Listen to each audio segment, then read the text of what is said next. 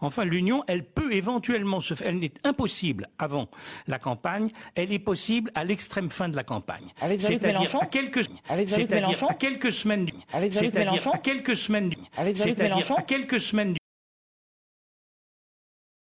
Ce que Mélenchon n'a pas obtenu de Benoît Hamon la dernière fois, c'est-à-dire quand Benoît Hamon a décroché totalement.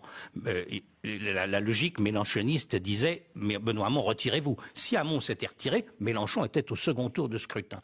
On peut être donc dans une situation où à 15 jours, 3 semaines du premier tour, enfin un peu plus parce qu'il faut évidemment que ce soit avant le dépôt des candidatures au Conseil constitutionnel, vous ayez une pression folle sur les candidats de gauche mal placés pour exiger d'eux qu'ils se retirent, pour éviter le duel Macron-Le Pen. Ça, c'est un argument extraordinairement fort. Est-ce que vous pensez qu'il y aura de la rationalité dans l'attitude de Jean-Luc Mélenchon, qui s'est lancé le premier ? Est-ce que vous pensez qu'il y aura de la rationalité dans l'attitude de Jean-Luc Mélenchon, qui s'est lancé le premier alors même que c'était pas forcément, et qui serait capable de se retirer. Il espère.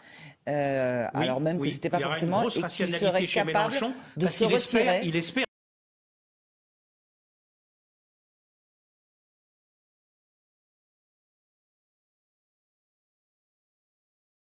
Oui. Est extrêmement intéressant. Car le talent, en tout cas très novateur. Oui, novateur. Comme à chaque fois, avec le talent de campagne de Mélenchon reste intact. On peut le voir sur le site de LFI.fr.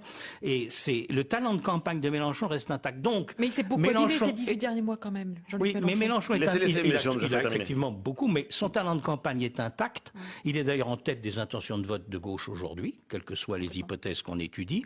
Et donc, il espère éventuellement bénéficier du schéma que je viens de dire. Mais est-ce que c'est réconciliable, Anne Hidalgo, Jean-Luc Mélenchon? Est-ce que c'est pas là les deux gauches aussi irréconciliables? Mais est-ce que c'est réconciliable, Anne Hidalgo, Jean-Luc Mélenchon? Est-ce que c'est pas là les deux gauches aussi irréconciliables? L'hypothèse aussi, c'est qu'Anne Hidalgo ne prendra pas le risque que je viens de dire. Parce que pour oser, elle est maire de Paris. Vous comprenez, elle ne peut pas se permettre de faire 6% à la présidentielle. C'est quand même un léger problème qui se pose.